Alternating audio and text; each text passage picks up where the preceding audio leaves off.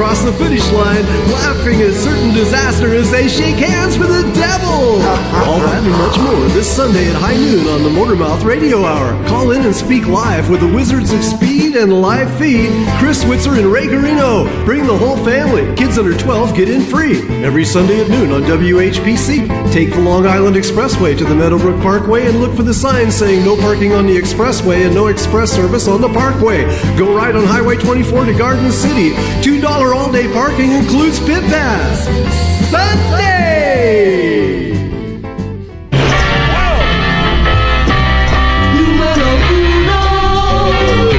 Four men on a search. Each man different, living his own way, searching, discovering numero uno, the new thing in colognes for men. In all the world, there are only four basic masculine scents. Here's the best of each. Numero uno gold, numero uno green, numero uno red, numero uno silver. And you also found numero siete and seis, which is the scents of Ray and Chris. Those are the bottles that are still on the shelf. So far, nobody bought them. They're buying uno through cuatro. And we've just been saying, you know what? We can't get a damn a cent out of this promotion. I don't know why. Chris, I don't know what it was.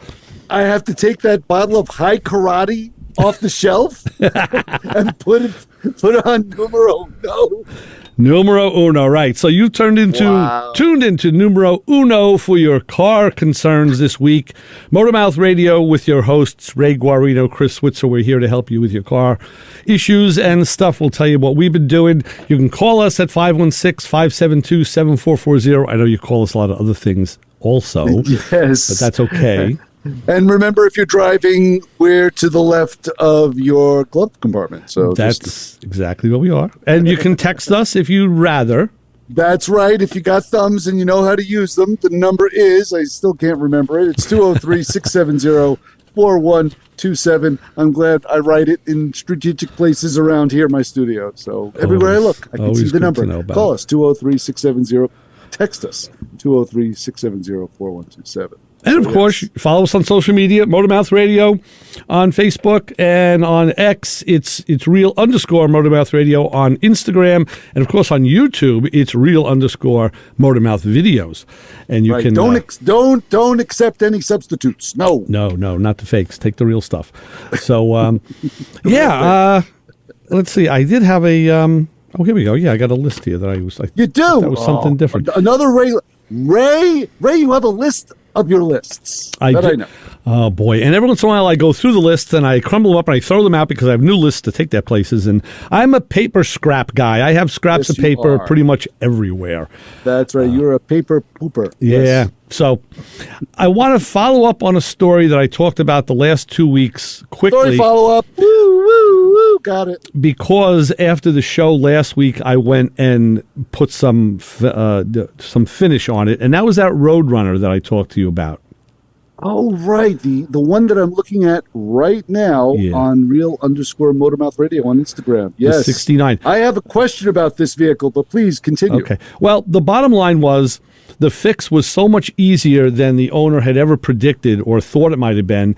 And he went through great lengths that weren't necessary. What was the problem again? I'm sorry. The car started and ran fine. It drove great through the gears at slow speeds like how you would drive it.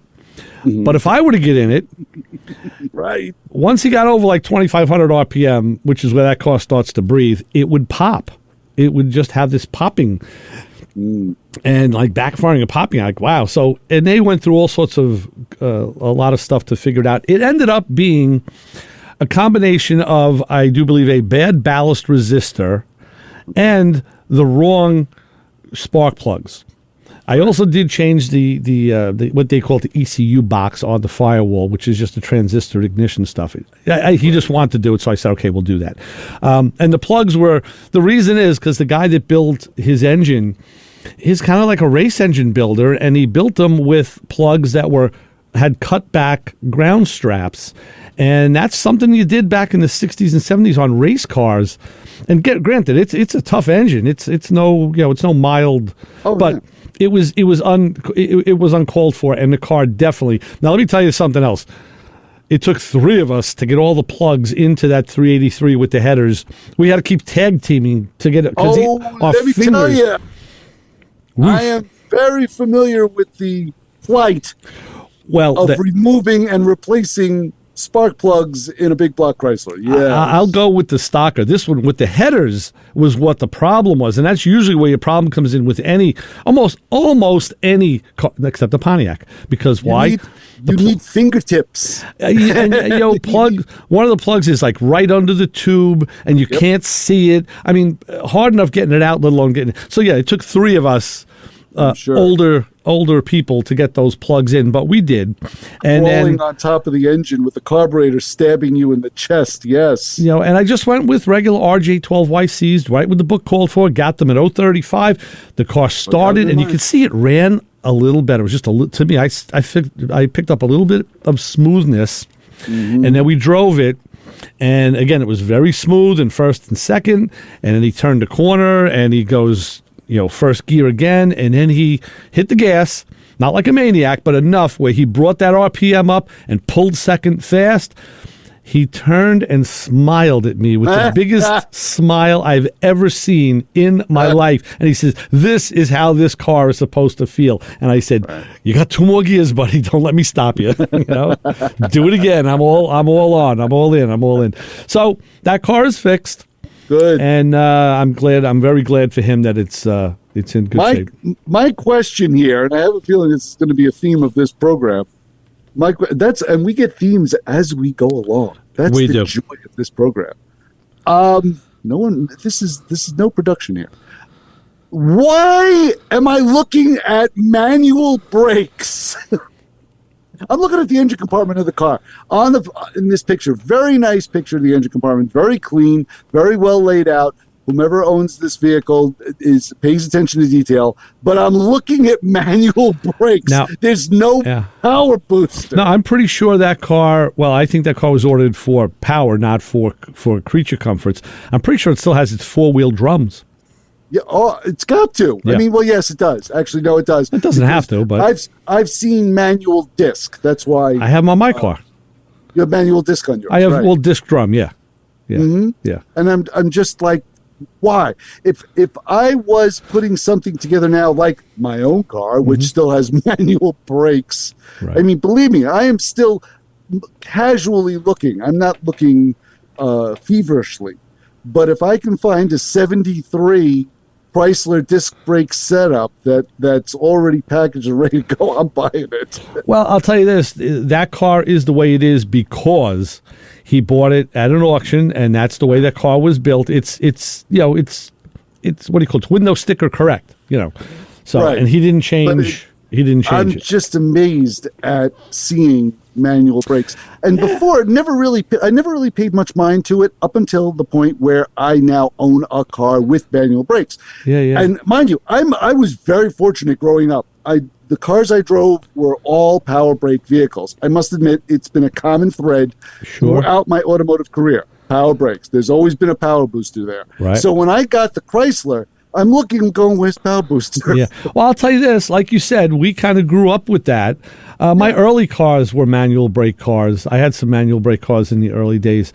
But I know this, and we'd have to get somebody older than us to verify this.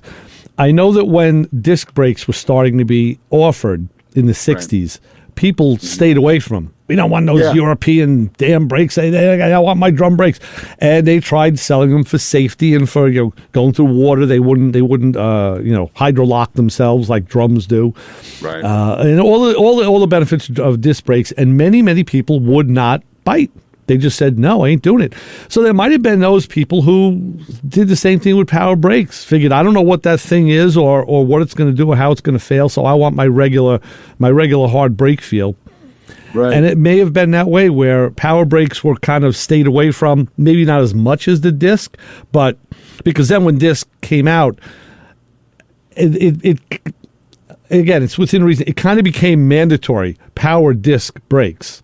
I mean, you also did have power drum. My Pontiac had power 4-wheel drum brakes in '65. So, Right. but Yeah, so a lot of my GM vehicles had power drums, and they were fine. But there were, when I did my car, I did research and found out there were manual disc drum cars. You could get a second-gen Camaro with manual disc drum brakes. Joe D, he had one that was like that. I didn't know that. I never saw one. But, then I see, now that I'm seeing older cars come back again, I'm like, yeah, a lot of them did have manual disc drum. So who knows? It was a thing. But, I think power became prevalent because it was a lot nicer and easier. And, again, people like that power feel. Oh, yeah. But I remember back in the day as well as today, you could almost blindfold me and put me in a car and just have me stop, and I could tell you what kind of car it is by the brake. In the trunk or? No, well, in the driver's seat, either by the brake feel or by the steering. There was like some Tough cars to were blindfold you and have you drive. I know. Well, look, with the danger drive I did the other day, I might as well have been blindfolded. They would have added to just a little excitement to it. But yeah, it's one of those things. I just. Looking at it now, I mean, of course I do everything, bass backwards. So when I have a whole career of power brakes, and now the most recent classic car I have now is manual brakes, and now going through the experience of driving a 2-ton vehicle with what would you say, foot-strong braking. Right. Armstrong Right. steering, foot strong. Yeah, well. And constant adjustment. Don't get me wrong. I have become like the manual brake guru. It's like I step on the brake, I'm like, oh, wait, I gotta readjust that one in the rear. I can feel it. The pedal went down like an extra quarter of an inch. Wait, I gotta go readjust. Get the spoon, get the car in the air, start clicking away, because you gotta get those things perfect. I'll tell you, drive a Model A with mechanical, with the rods. Now those, Gary showed me, they all have to be exactly dead on, or else you get pull. So, man, that was really, and guys, that was part of a service, That was the safety of steel from pedal to wheel. Right. That's how Ford advertised it way back when we were all kids. Yeah. But yeah. So now you want to, all right, you want to talk about. I'm just thinking of a car that is built for speed. I mean, I'm looking at it. It's got a 3-speed wiper. The car's built for speed. It's got manual brakes. I'm at that point where I'm just going, why? Well, I mean, if you're gonna do a mod to it, do a safety mod to it first. But I will say this, and at least Chrysler. This is one of the things I admired about Chrysler. Used bigger drums and wider shoes. They were very good drum brakes. Yes, though they are. Now on the Pontiac, the GTOs, they were all about putting a big engine in a small car, speed, and they were using 9.5 inch brakes. by 1.5 brakes. I used to deal with a brake manufacturer at one of the jobs I had. He was a customer of ours, and I used to have them custom make me brake linings to get better stopping. And it would get better, but they would still fade if I was going fast enough. So those cars, GM was really out to lunch. They were saving money and putting it all into like the speed part and not thinking about safety really at all. It's funny because I would watch Steve Magnante when he would do his Junkyard Crawl. Yeah. I would watch the YouTube versions, which were the smaller ones, like the 7 to 10 minute segments. And he would talk about that incessantly, how GM, like you say, used to cheap out. Right. And just show the drums and show like these big Oldsmobiles with these little silly drums on them, like the cheap Oldsmobiles, like the Jet Stars and those things back in the early 60s, like a step under a Delta 88. Even those cars weren't as bad because they usually weren't driven in a high-performance manner. It was maybe the a mom or a dad. But the A-bodies that they were selling for speed to the younger guys that were going to go out and drive them fast, those were the cars that needed a better brake and didn't get it. So now we flip the page in the shop and we go look over at the Mustang that I'm working on. Oh, yes. So we were talking a little bit about leading right into this story. It's a perfect segue. That car now has a brake conversion kit, which is a 4-wheel disc brake kit, and there's single piston calipers with mechanical actuators for the parking brake, and they supplied it with a 9-inch booster and a master cylinder. And as I described last week, the rod in the booster was so short it was 7/8 inch of away from even touching the piston in the master. So there's no way it could have ever worked. Right. And they to stop a vehicle. And it's a well-known company who sold this kit. So somebody didn't check the final. Now, there is a possibility, and I don't know if it's true or not. Maybe they supplied a couple of extra rods in the kit, and the fellow who owns the car and brought it to us, maybe it's sitting on his workbench somewhere, and he didn't know what it was, didn't see it. I don't know. It's possible, but I think I asked him. He says, "No, I didn't see it." It's possible that the assorted pair of hands that this thing passed through, someone dropped the ball. So what I'm trying to do now is determine, and I was running this by Matt Goman Bryan on Thursday and Playing in Traffic. Most, and not all, but most four-wheel disc brakes cars that I've seen use they always use a dual chamber master, but the chambers are of equal size. Right. So whereas in a disc drum master, there's a larger chamber for the discs because you need a larger volume of fluid, smaller chamber for the drums because the wheel cylinders don't need as much. Correct. Yes. So this car came with a cylinder like that, a large and a small, and the large one is for the front brakes and the small is for the rear. And I'm not getting the brake pedal. I have pressure on the pedal, but it'll travel like all the way to the floor pretty much. My question to you is this system like a disc front drum rear where the pedal height is determined by the rear drums, in this case being a disc all around, is the pedal height determined by the rear disc? Well, no, it's that's the thing, and this is what I told the owner. I said, typically four-wheel disc brake cars always have a lower brake pedal than a disc drum car, always. Mm-hmm. Yeah, right. They do. But this is ridiculous. This is not drivable. And what I did is I called the company. Again, it's probably the top company for Mustang aftermarket parts. You know what? I usually don't care about saying the name on here. This time I'm not going to do it. I'm just not going to say it. Why? I don't know. Cause I don't know. I don't know. I just got something's telling me not to for some reason. Okay. So I'm not. Hey, go with your gut on this. So I'm not gonna. But let's say if you would ask five guys, hey, who would you go get Mustang parts from? This will be one of the top three answers probably, and maybe number one all the time. So anyway, you don't have to say it. I called them and I talked to a guy and I said, I'd like to speak with someone who's on a tech line or who deals with tech issues. He says, well, we really don't have a tech line, and we don't have guys specific. We got a lot of guys here that answer phones, and they all know different things. And I said, well, can you find me somebody who deals with the disc brake conversions for the 66 Mustangs and transfer me to him, please? Well, I don't really know. He says, you know what you got to do? He says, you if you go on our website and you type your question into our chat box, he says, all of us guys are required every day to read those inputs, and usually the guy who knows the most about that question will answer it. He goes, so you pretty much get the best guy, all the time. Mm-hmm. And I said, okay, but can you answer a few questions for me first? And then I asked him about this particular kit. I had the paperwork in front of me. Can you verify what master should come with it? No. Why not? No. You sold it. No. Yes. I said, because I think we got the wrong one. And I asked him a couple pointed questions that he couldn't answer. And I finally said, fine, I'll try the chatbot. Maybe it's smarter than you. So, Chris. Ray. I went to the chatbot and I typed in the most succinctly, specifically worded, without any flair, flavor, or BS. Right. The most succinct question I could about the problem I'm having. You didn't tell him that you took the car to dance class. You didn't tell him you took the car to ShopRite. You got right to the point. And I got a reply right away. Oh. I'm sorry, we do not understand your question the way you wrote it. Please try using less words. Less words. Yes. Or no stop. So right away, where did my blood pressure go? What would I have done if this chatbot was in front of me?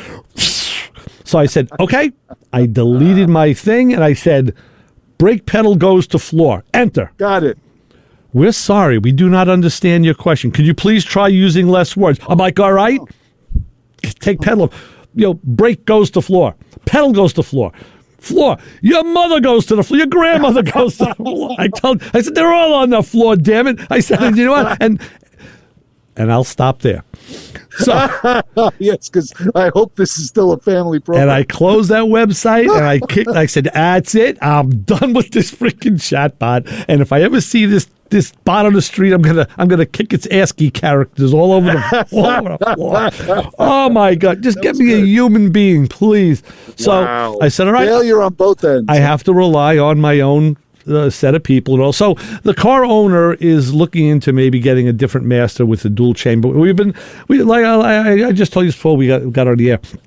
Maco Man Brian, and Brian, if you're listening, the answer didn't work out. Brian recommended a very good choice. He said, get a Granada, a 4-wheel disc brake Granada master.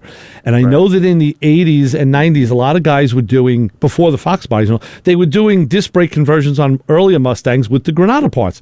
Why? Because you can go to a junkyard and you get the spindle, you get all the brackets, the calipers, everything. And exactly. And you can get the calipers and master from an auto parts store. I said, took perfect. the thought right out of my head. Yes. So that's what I told the car owner. I said, perfect. And as I'm talking to him, I'm on my computer now looking it up. And it's a dual chamber of equal volume. Perfect. The lines are on the right side. Everything is looking good, except the master that he has on this 9-inch booster has a 3 and 9 o'clock mounting holes. They're across from each other. The Granada is like 11 and 5. It's off on an angle. Well, so and you can't put the master on. You can't. Right, you put it on its side. You can't do that. No, you need the power booster to go along with it. Exactly, and that's what he said. Well, should I get a booster to go with it? And I said, well, don't do anything yet. Let's just see what's available before we. I don't want to spend his money. It's so funny. You're the only person what would you say, technician, service guy that tells the client, don't spend money yet. I've said it to him quite a lot. Well, I don't mind. I don't mind if he's going to spend money. I hate the fact that he has to spend more money on after he bought a full kit that was supposed to be all inclusive. I don't like that. No, and the funny thing is, it's a shame that that I guess a span of time has lapsed, because after that exchange you got, the technical exchange that you received from this company, that stuff in my eyes would get pulled off the car, boxed back up, and sent back to them saying, you guys are not very cooperative, and I'm voting with my feet, and I'm canceling my subscription, and just I would probably. I mean, I don't know if it's too late to do that, but that's something I would certainly. Everything's installed now. I've had fluid in the system. I mean, it's a nice kit. The rest of the parts are very nice. Well, it just doesn't work. How nice can it be? Well, we're having a problem with the bed. So that's where we're at with that, and we're going to see where we. I need those notes. Ray is going back to the trash can. Oh. He's on all fours. Can he get up? Jeez, what a jerk. Okay, I'm sorry. I'm back. So, we'll see where that lines up this week. So the last couple of days, I didn't go down to the shop. There's really nothing to do now because the heads for the Oldsmobile are being rebuilt in the machine shop. The Mustang is right now on hold, not being able to be driven, so I have to wait on that. So this is where we fall into that, that lull of waiting for parts and So you took this Mustang out for a danger drive. How did that go? Well, let me tell you. Ooh, tell me. The car owner wanted to see, if the car was moving, and Mike was very interested. Was there any bodily function out of control? So Mike says to me, we got to take this car out. How about we take it for a drive around the block? And I was like, how about you get bent? I said, well, let's see what our option. I said that respectfully and lovingly. I was going to say. I said, let's see what our options are here. Okay, the car starts and runs fine. That's great. Right. It steers. The front end is good enough to go semi-straight. I said, the brake pedal kind of goes to the floor, which is bad, but I've driven cars like that before. The brake lights aren't working, and there's no license plate or stickers on the car. I said, okay, let's go. I'm glad to be a part of this plan. Let's go. Well, what can go wrong? Let's stop and get iced coffees first. So we took it around the block very gingerly, very slowly, because it was a danger drive. And that's kamikaze. I think that you're right. You're right. The point was really more to have the owner see the car now did actually go out on the street under its own power, albeit not safely. Right. Those lights, I got to tell you, we don't recommend this, kids. I got to tell you quickly, those brake lights were another story. I had the proportioning valve that he put in has an electrical switch that will now, at low pressure, it'll turn on the brake light. Okay. All right. So, but there's like a cap with a connector in it with wires that you need to plug onto that switch, so you can wire it into the car. I didn't have that. Oh. So I'm like, okay. They gave me a test for the switch in the material, the written material, which I did test, and I said the switch is good. So I said, okay, you know what? Let me go under the dash in this rat's nest of wire. Let me find the original plug that has the two wires on an angle that plug into the mechanical brake light switch. Right. So I found it. And Mike was sitting behind the car, and I said, okay. I took a jumper wire with two spades. I plugged it in, and I said, do I have brake lights? He goes, no, nothing. I'm like, all right. So now here's the diagnostic path. I said, okay, why don't I have brake lights? So I go to the back of the car and took a test light, grounded it, took the plug off the back of the light housing and put the test light into it, and the test light lit up. I'm like, okay, you got current. This housing is getting voltage. Went to the other side, same thing. So I said, okay, so now why don't I have brake lights? So I said, well, let's go to the next step. I sat on a stool, I took my Phillips head screwdriver, and I removed the two wood screws, the one interior screw, and grandmother's rocking chair screw from the light bezel. Factory pieces, I'm sure. Pulled that off. Boom, I'm looking at an empty socket. Aha! An empty corroded socket. So I clean it with my socket tools and take a new bulb, put it in. Can I see the socket tool clean? It's like this. Yeah. Put a bulb in. Boom, the bulb lit up. We got brake light here. Go to the other side. Took out the couple of wood screws, interior screw, and the bolt from the Home Depot's fence. Hardware screw. Yeah. And same thing, no bulb. So okay, now we have brake lights. But now I have to make them actuate when I push the brake pedal, right? Of course. So I don't have the plug for the pneumatic switch. So I said, you know what? In my box of parts that I've assembled over the years of working in the shop, it's been 7 years. Box of debris. It's been 7 years, by the way, that I've been over there. Holy smokes. I have the brake light switch, the mechanical one, out of Mike's Mustang, the 69 or 70. I always forget what year that car is. So I said, you know what? Just for suspenders, let's go suspenders and belt. Anyway, I'm going to put the mechanical switch on the pedal, and I know I can plug it right in. Which I would think would be the most obvious thing to do. Well, I could use the other one too. I could wire them both in, suspenders and belt. The problem is that switch, believe it or not, I thought they were all the same. The hole was too small to go over the clevis pin. It wouldn't go over it. Crying out loud. So I could not wire the switch. So Mike said, how about a toggle on the dash? I said, yeah, big red button, bang, brake light. That's like a race car. You like when you want to fake out your opponent, you throw your brake lights on. So I could not wire the brake lights yet either. So that's another thing that's next in the queue, if you will. Got it. So got it. That's hysterical. Which my third topic that I scratched out here was about working on a car with non-stock parts and sketchy documentation. Yeah, I mean, that's to me the most annoying thing possible. I mean, to me, it's just when you have no reference. It's like, why don't you just buy a Swedish car? I mean, they have no reference material either. Well, we got reference here. We got a caller, so we say, hi, caller, you're on with the Motor Mouths. We have a Swedish car. Swedish it is. What do you got? Saab. Oh, you do have a Saab, huh? You do have a Saab. Yeah, we've had 3 Saabs. So that means good. Now you have some Saab stories. So this is Robert. You know what? Robert. Good afternoon, gentlemen. Bob from Aqua Center. Yes. Hey, Bob, how are you? I'm going to do one more time. We had a 9-3 convertible, another convertible, and we still have the Aero wagon. Okay. Wow. You're full of subs. I mean, Chris, you were a breath away from owning one yourself. I had one, yeah. I leased one for a couple of years, a 9.3 convertible. I loved it, but I gave it back after 3 years. Yeah. I'm fortunate. We haven't had that many issues other than I told you, I guess, about a year ago, the last inspection, I needed a front cradle and found one. Wow.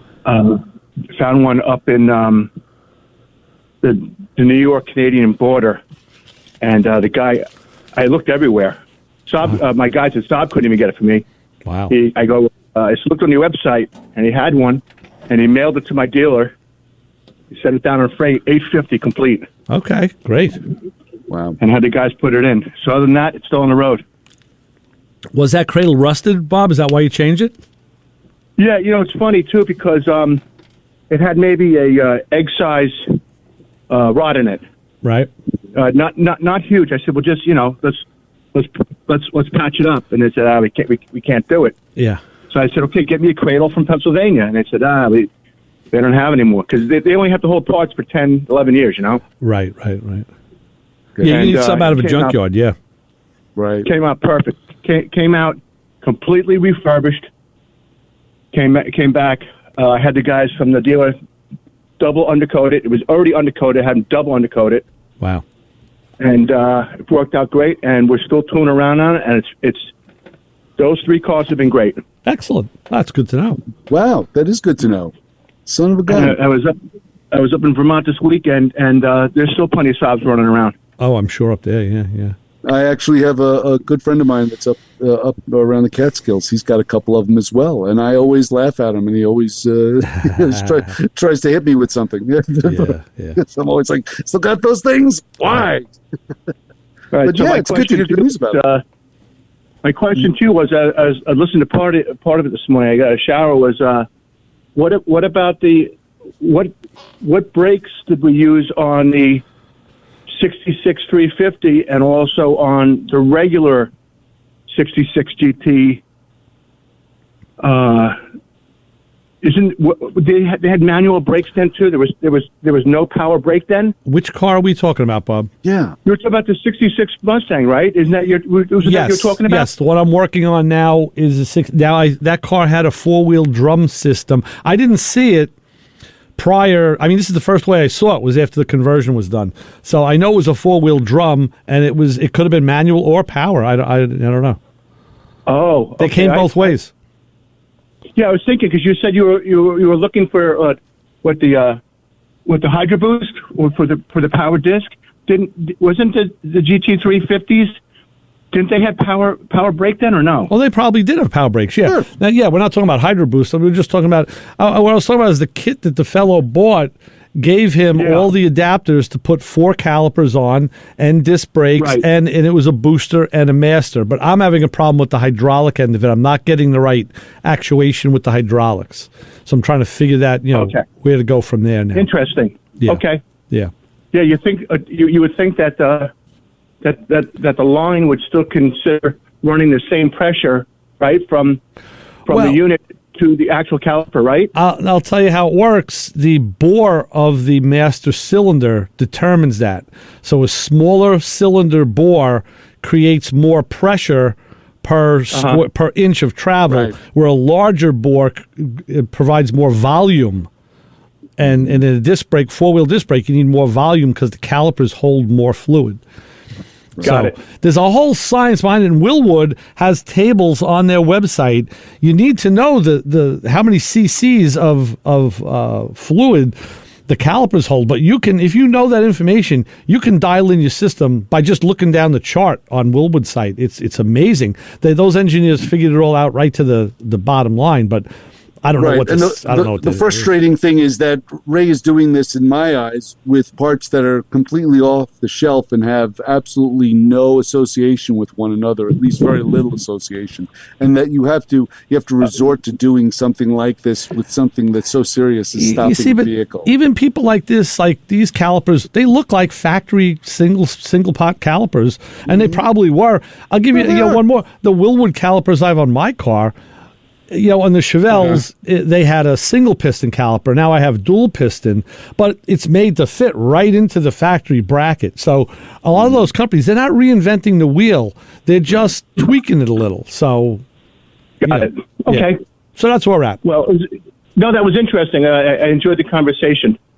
Excellent. We did too, Bob.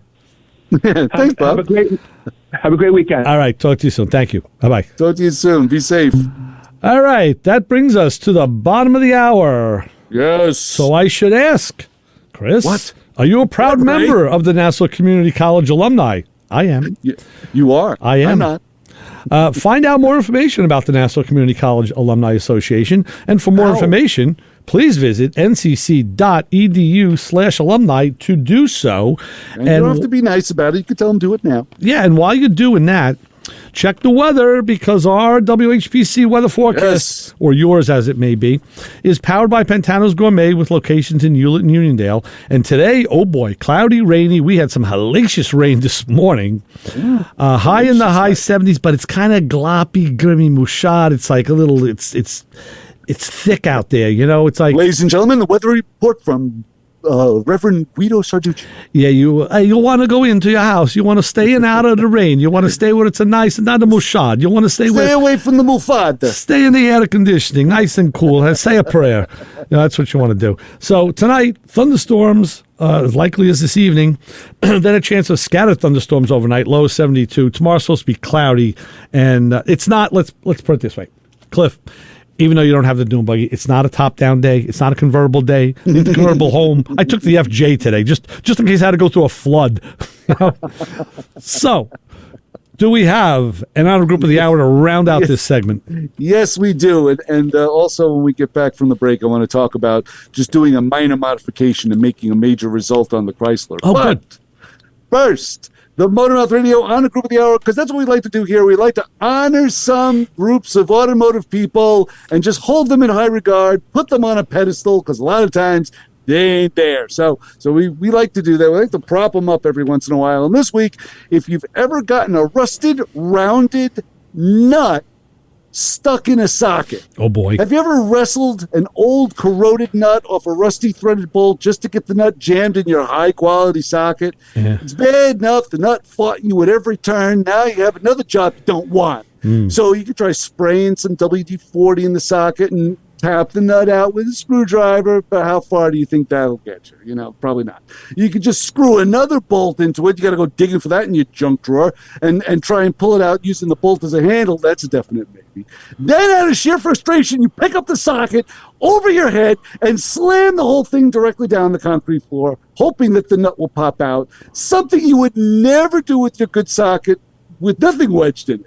So finally, you do the thing you never think you have to do. You have to screw the socket nut combo back onto the rusty thread bolt just to take advantage of the old worn-out rusty threads to snap the socket off the rusty nut. So, if part of your day is ruined because of a nut that wouldn't budge from your rusty threaded bolt, threaded socket or bolt or whatever, and it wouldn't budge from the socket, I got to proofread. Yeah, I think you should. Motor Mouth Radio on a group of the hour. Maybe you should get somebody to read it for you. Get your daughter. All right. With that, we'll take a break. We'll be back in a little bit. Christian, call back in a minute. We got to take care of business on 90.3 WHPC. Let's go to a barbecue.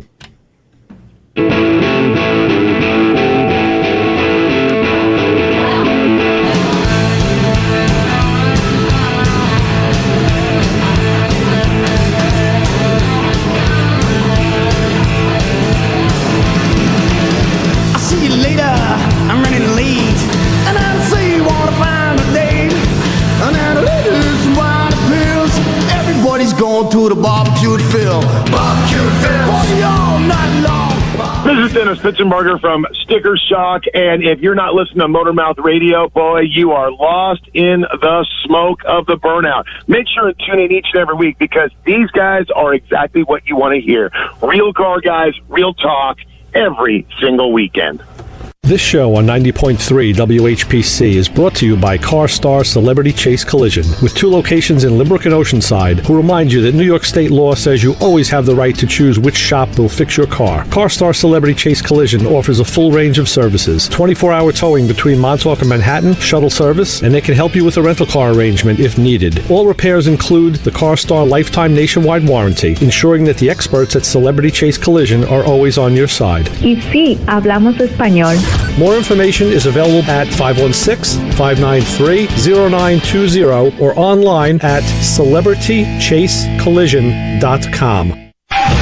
You're listening to the Motor Mouth. I'm banging my head against a cylinder head right now. You're an avid Motor Mouth listener, correct? That's it. I want to talk to the Motor Mouth guys. Motor Mouth! It's a little hard to understand you. I don't know if there's a bad connection on your end. I know there are plenty of other callers banging at your door because you're such a popular radio program. I love listening to you guys. It's amazing that it took you about 8 seconds to go to the lowest common denominator. Motor Mouth! Hey, guys, you do a great job. I have to say that right off the bat. One of my favorite shows. And I figure Motor Mouth guys. Motor Mouth! It's a little hard to understand you. I don't know if there's a bad connection on your end. I know there are plenty of other callers banging at your door because you're such a popular radio program. I love listening to you guys. It's amazing that it took you about 8 seconds to go to the lowest common denominator. Motor Mouth! Hey, guys, you do a great job. I have to say that right off the bat. One of my favorite shows. And I figure let me bother you since no one else does. Motor Mouth! I was just listening to you guys and you're scaring me. Hi, Chris and Ray. Let's be serious now. Our trained staff of 2 will help. Oh, I'm having a great time listening to this today. I got a phone call saying, hey, I'd love to have Ray and Chris come over and do a tune-up on my car. Quite frankly, there are better things to do with your time. Another caller you don't hear much from. No, what I did is I put on my Motor Mouth radio t-shirt. Yeah, I want to know what the is wrong with my car. Someone should find a way to highlight your technical prowess. I haven't seen it in 3 years. That's okay because you guys are regular guys. I'm sorry, I just lowered the radio. What was that you said? Motor Mouth! Yeah, how you doing, Ray, Chris? I listen to you guys all the time. I call you every once in a while. You know, I found out that drinking heavily makes your show sound better. Are there going to be headliners there at the show? Yes, we do. We try to bring a personality in every year, and this year we have 2 personalities. I know it's not us. There are answers, sometimes correct ones, and we may have them. Motor Mouth Radio, 90.3 FM, WHPC. Motor Mouth! Hey, you, get over here. Every Sunday, 12 to 1, you are going to tune in to hear the Motor Mouths, my friends Ray Guarino and Chris Switzer. 90.3 FM, WHPC. You might learn something.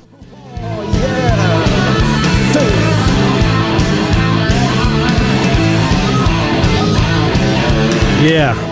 If you've been at that barbecue, you'll never forget it. Christian's been there. I know. It's a barbecue at Phil's. That's a very, very special barbecue.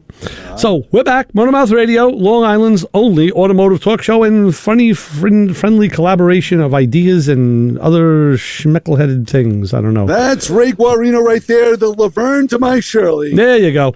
There he is. The big L. So you're going to tell us... the big L. Before Christian calls us back, you're going to tell us about your midlife Chrysler. Yeah, here's what I did. All right, what did you do? On the car itself, I'm trying to change the interior color slowly, and as efficiently as I can, and to a certain budget. But okay, we also got we do have a call. Yes. So let's go to the phones and say hi, caller. You're on with the Motor Mouths. Yes, I'm here for the barbecue. That's it. Did you bring great big drinks? Well, always, and I have a Swiss Army knife and a can of beans, please. Perfect. You can have it. Good. Admission granted. You guys got beaners? That's right. Can of beans. That's the show. Admission granted. Yes, Christian, how you doing? How are you? Listen, gentlemen, good to hear you guys. Yeah, I've been very busy. Sorry. Yeah, we don't hear from you. We know that you've been busy because otherwise... Yeah, we know you're not sitting around. Yeah. Yeah. And it's funny because I was just up in Vermont this weekend, too, for the Dirt Days up in Haverhill. Oh, yeah. Yeah, I was up there riding with the Yamaha and all the K-Tech. We had our booth up there, and it's all the adventure bike stuff, so it's a whole nother genre I got to get involved with now. It's like going back to dirt biking like when you were 16, 17, but now you're not 17 anymore. You're not that age anymore. Yeah. No, it's definitely another type of crowd. It's for sure. It was cool. Okay, it was good. Good. That's all. And then Christian, I like the way you put that. Other type of crowd. Wait a minute, but that's another Sea Monster song. That's all he said. Yeah, it must be subliminal. I don't know. It must be. I don't know why. It's just I had to feel like I had to tune in today and kind of give a shout out. And I'm looking for something today to play. I'm like, you know what? Let's go back to one of the old standbys. It was like deja vu all over again. All over again. But yeah, and then yesterday I drove back down from New Hampshire. It was weird because I was right on the river. So when I was up there riding, I kept on riding into Vermont, into New Hampshire, into Vermont, all over on dirt roads, all this crazy stuff. Yeah. Cool. But then I drove back home, and it took a little bit. You get into New Haven, it's terrible. But after 6 or 7 hours of driving back, then I headed out to Riverhead last night. Wow. I went out there for the Eddie Partridge. They had that memorial thing going on, and they had all the Freeport cars there last night. It was pretty cool. Nice. Very good. Very good. The whole entire Jazambek collection was there. So the offset coupe, the Vega, it was all out there. It was great. Good night. Good. So that's all. Okay, excellent. That's the up to date. It's good to hear you're still around, still with us. It's always glad to know. We love checking in.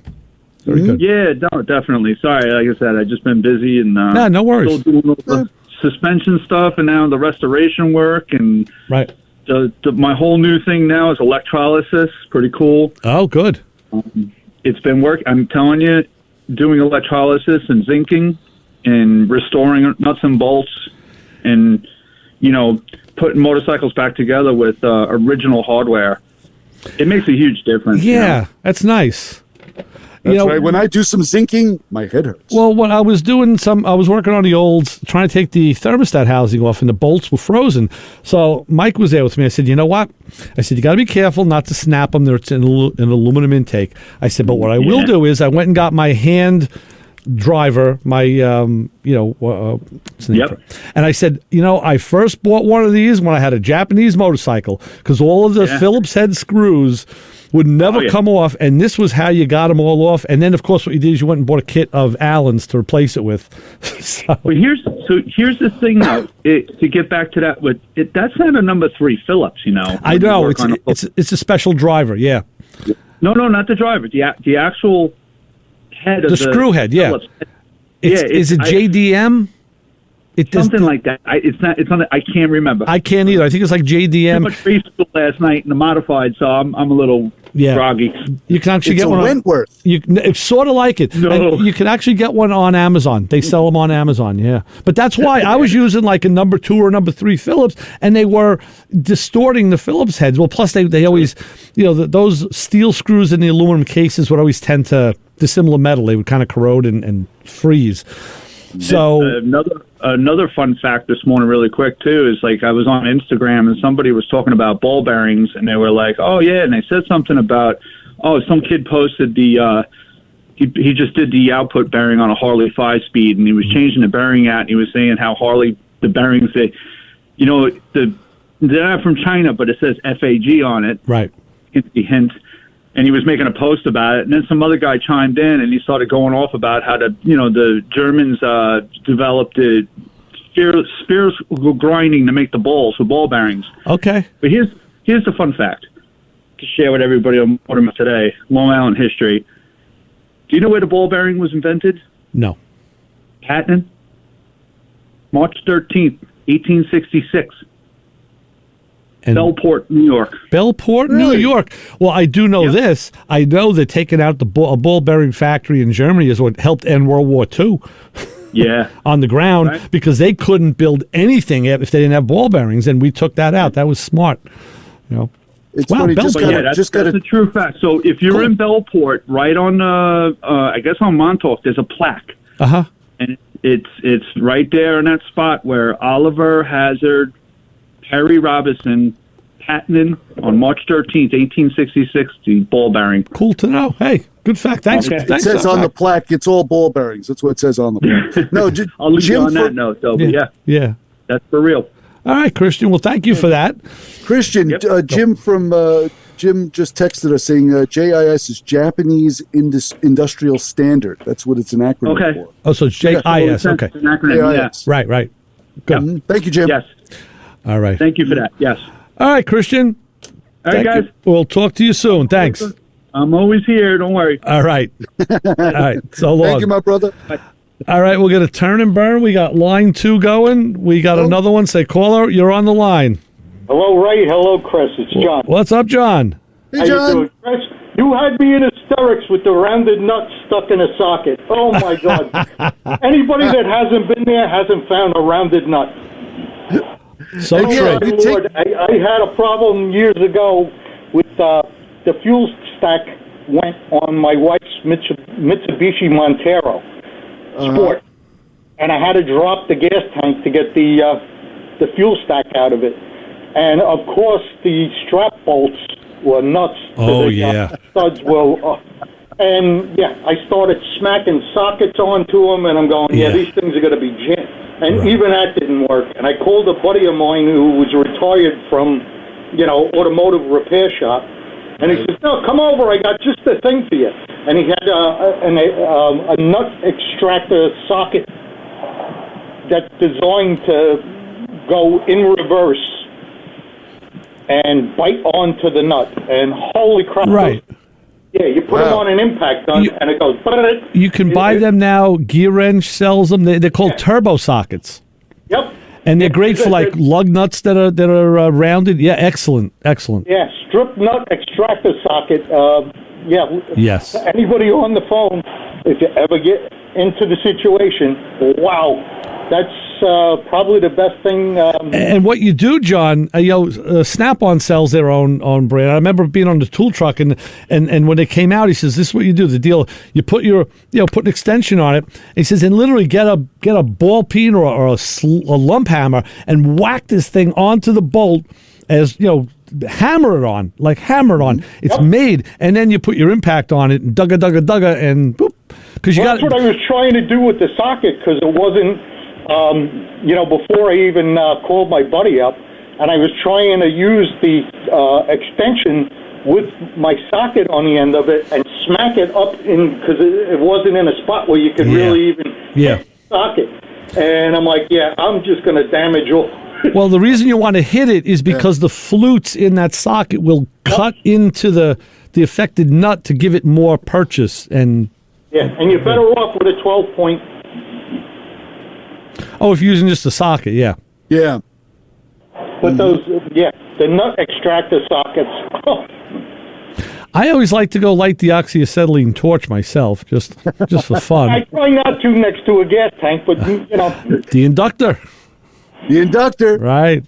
The inductor lives. Well, good advice, John. Thanks for that. We appreciate it. No, I was laughing. That brought back what started out to be a bad memory and turned into wow, I got to buy new tools. Yeah, right? I know. Don't we all? Nice. Oh, my God. Yes. By the way, that cruise night on Wednesday, we got to make that one night. I know it's been getting bigger. I hear about it at the cruise nights out here. Guys is talking about it. So the word is out. Yeah. Yeah, I got a bunch of flyers for ones that they're like all-day ones out. Oh, wow. In Cutchalog. I'll scan them and send them to you. Okay. But, they're in September. Yeah. Mm-hmm. Nice. Very good. All right. Let's try and put that together. There's a couple good restaurants we could hit before or after. All right. All right. Sounds good, John. Have a great day. All right, John. Thanks. Up today. All right. We'll do. Thanks, John. So long. Thanks about talking about your nut extractor. Yeah. It only makes me cringe. I know. So your Chrysler Interior, you said, right? Yes. So here's what I did. Because I'm trying to change the color of it, it was all variation of gold. So now I have the white 300 Chrysler 300 door panels, and I have those, and I have the only thing is the dash, which is like a darker green kind of gold. So I'm going to leave that. I'm not going to bother changing that. But the carpet is now black. I took the gold one out. Right. But the kick panels under the dash were still gold. Okay. And to make it even more worse was that they were ratty. For some reason on the passenger side, it's like someone got in and out with steel-toed shoes, because the whole side of it was just cut up. It was just scratched, mostly. It was damaged there. So I know I couldn't sand it, because you would sand the grain. Yeah, and you don't want to make it smooth, because it's got like a plastic, there's like a grain effect on either side. So I took them out, and I painted them black from the gold that they originally were. And the black I used was a plastic. It was not a flat paint. It was like a satin paint. Okay. It wasn't totally flat. It wasn't gloss. So it was like a satin. And I shot them. And literally, it took an afternoon, not even, to shoot them. And in the process, I was detailing around the door panel, around the inside of the door. There was some little rust spots. So I have some paint. So I was able to, some duplicolor paint. So I was able to dab that. And I was able to clean the sill plates, the rocker plates, because they're that nasty aluminum. And I was able to do those. Put them all together. Ray, when I tell you, it almost looks normal. Wow. It's funny, as you do things, It almost looks good. You don't always see changes, and you're like, damn, what am I doing? And then you'll make one change one day, and you'll be like, whoa, this is looking pretty good. What? I couldn't believe it. Like something that I thought was just, I would only see it. You know, when you ever do something to your vehicle, I know you do it all the time. Yeah. You ever do something to your vehicle, you know you're the only one that has seen it. Of course. No one else is going to notice it. Anyone notices this thing, you're going to be like, wow, you know, you're on that same astral plane I'm on. Right, exactly. These are just, I never realized how just simple kick panels under the dash can turn an interior from something like ratty. Yeah, because I was never impressed with it. Even when I put the door panels on, the newer door panels, and or I should say the correct ones, on there, and they were white. They weren't that dark gold. They were white. I was just like, something's wrong. Something's wrong. Those kick panels were such an eyesore, and not a lot of work. And just as a tip, I don't know what paint you used, but Krylon does make a line of paint called Fusion. It's made to paint plastic. I think you can do wood with it. And it adheres. I did some stuff on the Fiat with that. It really adheres well to plastic. It was a Krylon.